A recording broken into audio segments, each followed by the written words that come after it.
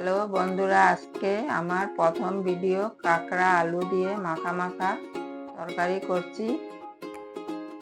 প্রথমে তেল আলুটা ভেজে নিচ্ছি। আশা করি আপনাদের ভিডিওটা ভালো লাগে।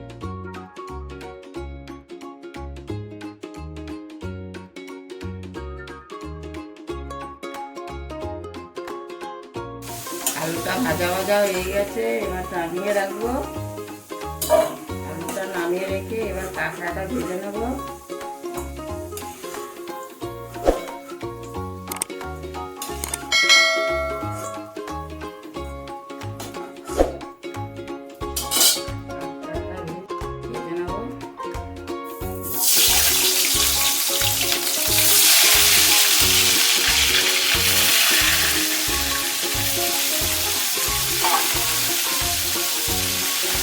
ভাজা হতে হতে মশলাগুলো মিক্সিতে বেটে নেব। পেঁয়াজ, আদা, জিরে, 4-5 দানা রসুন, 4-5টা লঙ্কা আর টমেটো। ঝাল আপনাদের অনুযায়ী, আপনারা যেভাবে ঝাল খান সেভাবে ঝালটা দিতে পারেন। ভাজা ভাজা হয়ে গেছে, এবারে কাঁকড়াটাকে তুলে নেব।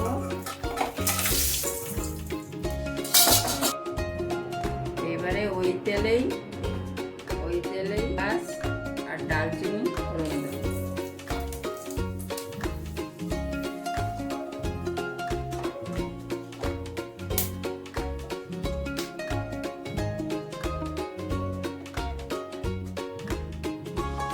মশলাটা বেটেছিলাম, আদা, জিরে, রসুন, পেঁয়াজ, টমেটো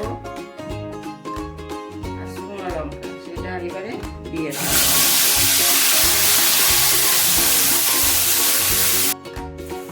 মিডিয়াম আছে, মশলাটা ভাজা ভাজা হয়ে গেল।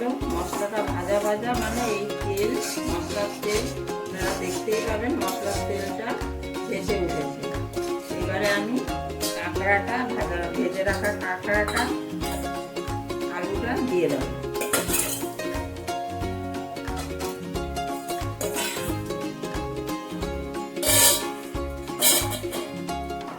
দিয়ে একটু নাড়িয়ে চাড়িয়ে নিয়ে তারপরে মাখা মাখা ঝোল রাখবো, যেহেতু বলেছি সেই জন্য একটু জল দেবো। আলু একটু শক্ত আছে, সেটাও সিদ্ধ হয়ে যাবে, কাঁকড়ার ভিতরেও রসটা ঢুকে যাবে, আমার তরকারি হয়ে যাবে। আমার মশলার সঙ্গে কাঁকড়া আলু ভাজা ভাজা হয়ে গেছে। এবার পরিমাণ মতন জল দেবো, যাতে আলুও সিদ্ধ হয়ে যায় আর আমার ঝোলটাও পরিমাণ মতন মাখা মাখা থেকে যায়।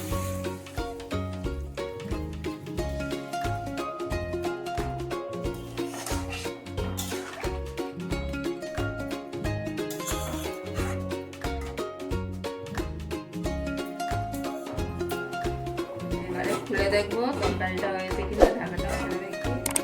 তরকারি হয়ে গেছে,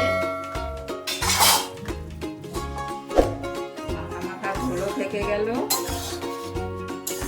এই তরকারিটা এইভাবে রান্না করলে কি হয়, ছোট ছোট বাচ্চা বাচ্চা ঘরে থাকলে তাদের অসুবিধা হয় না। কারণ ছোট বাচ্চারা যখন মাখা মাখা তরকারি একটু এই যে দুধটা থাকলে এই দুধ দিয়ে তাদের খাওয়া হয়ে যায়।